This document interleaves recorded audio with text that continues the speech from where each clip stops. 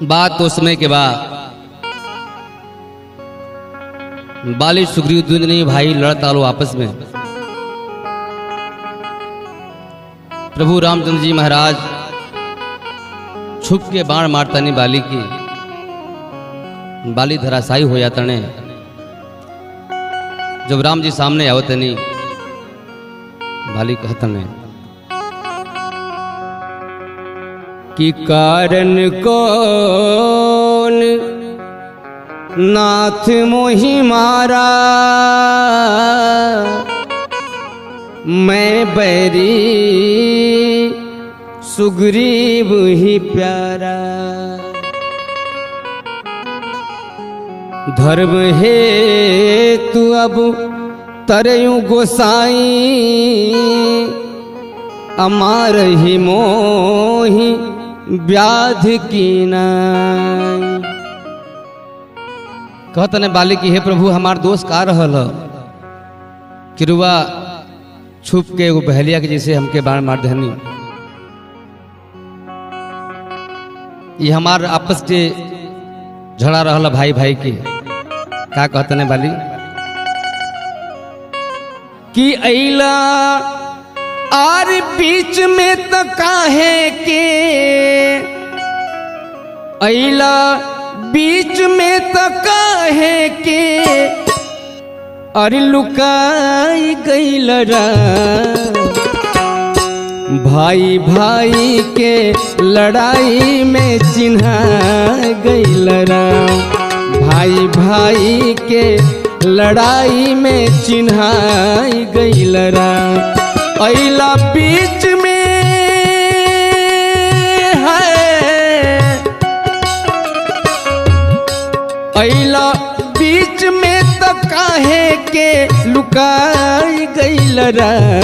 भाई भाई के लड़ाई में चिन्हाई गइल रा, भाई भाई के लड़ाई में चिन्हाई गइल रा।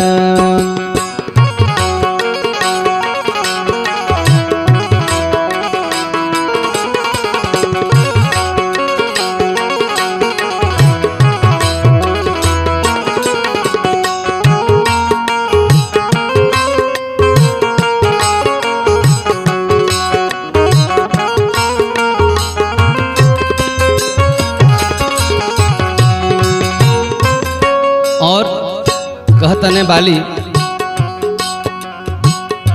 नाही भेद भाव कोनो नाही कुटिलाई,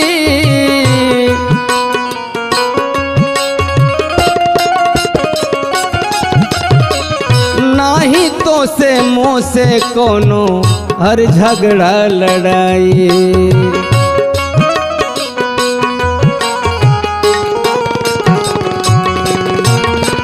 नाही नाही भेदभाव कोनो नाही कुटिलाई, नाही तो से मुँह से कोनो झगड़ा लड़ाई। कहता रे बाली हमरा कोनो तो से बैर ना रहे प्रभु, लेकिन तू ऐसा गलती काम कर दिला।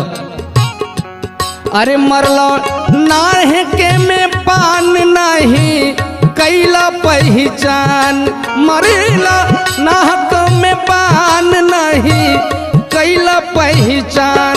और अगुताई गइल राम हर बड़ाई गइल राम, अगुताई गइल राम हर बड़ाई गइल राम। और एगो बनरे की साथे अझुराई गइल राम, एगो बनरे की साथे अझुराई गइल राम।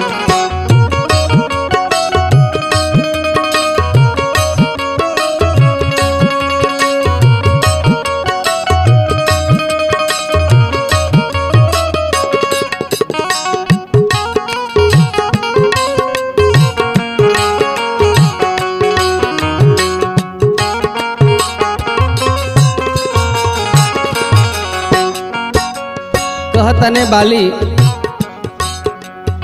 कि बाली सुग्रीव हम संग दोनों भाई,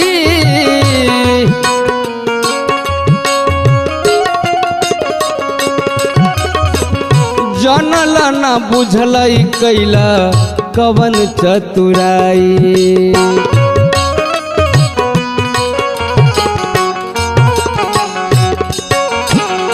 बाली सुग्रीव हम संग दोनों भाई, जनल न बुझल कैला कवन चतुराई।